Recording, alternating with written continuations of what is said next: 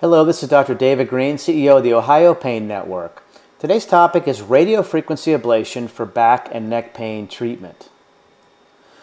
Back pain is rampant. It affects 90% of Americans at some point in life. It's the second most common reason people see a doctor, just behind the common cold. And it's the leading cause of disability in those under the age of 45. It's seen in up to 40% of those who undergo back surgery. Neck pain affects about 10% of the population at any one time, up to 45% each year. So if you look at the back of the spine, there's facet joints that are about the size of a thumbnail, okay? And collectively, on the left and right here, collectively they're what allow us to have an incredible range of motion that we enjoy of our spine, okay? Unfortunately, they are prone to arthritis, just like other joints of the body. They are the cause of back pain 45% of the time. And we don't have a successful joint replacement yet for these little joints like we do for the hip or the knee. To make the diagnosis of facet joint pain involves a combination of history, physical examination, x-rays, CAT scan, and it can be very difficult to figure out which level is the actual source, or levels are the actual source of a person's pain. So looking at a CAT scan here, let's look at the right side first. So you see these are beautiful looking facet joints. Nice joint space here, no bony overgrowth. These look great. These look pretty ratty. There's bony overgrowth. You start to barely be able to even to see the joint here, okay? That's arthritis. So it's unclear which one's actually, this person could have a lot of pain, this person may have mild. So it can be reverse of what you would think it would be. So at a certain point, the diagnosis of facet arthritis and which one's causing the pain can be a coin toss. Even the best trained spine doctors are wrong 50% of the time as to why an individual is having back pain. Diagnostic injections, such as with medial branch blocks, such as you see here, or facet injections where the needle actually goes into the facet joint, can be very effective for both diagnostic and therapeutic purposes. Therapeutic-wise, they can provide a few months of pain relief just in and of themselves. Diagnostically, they can say, okay, if this allows for pain relief, we know that that joint is the source of your pain, okay? Now, what involves a positive result? Some say that it's 50% pain relief. Some insurance companies require it to be 80% pain relief. Some insurance companies require 80% pain relief on 2 separate injections before approving a radiofrequency ablation. This actually says you are leaving pain. Enjoy the journey. So a medial branch block may provide pain relief for 3 months on average. Facet blocks are the same. When the pain relief wears off, it can be either repeated or insurance companies will eventually approve a radiofrequency ablation.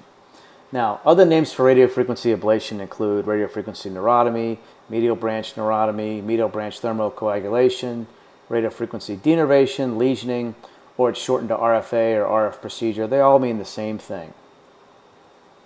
5 facts about RFA. The current used is actually the same wavelength as radio signals, but there's no FM radio involved, okay?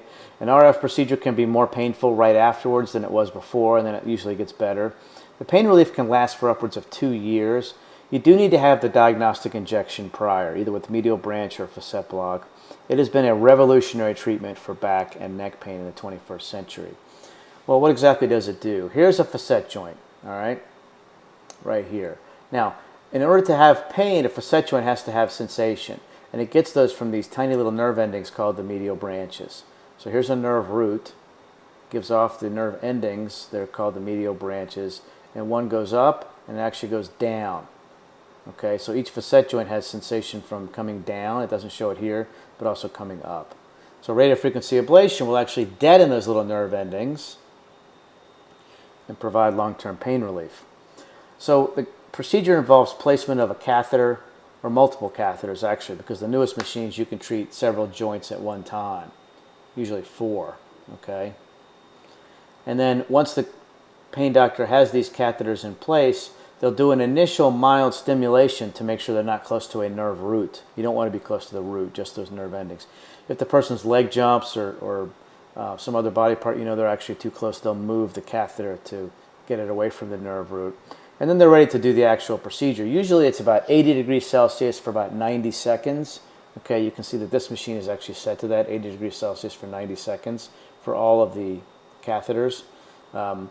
And that will deaden those medial branches. It's an outpatient procedure. It usually takes less than an hour for the whole thing. Most patients are given sedation, but you don't have to have that. You can just do local numbing of the soft tissues all the way down. Now, the results have shown that the average pain relief is about 15 months. Pain relief can last up to 2 years. It's much, much longer lasting than compared to a steroid injection.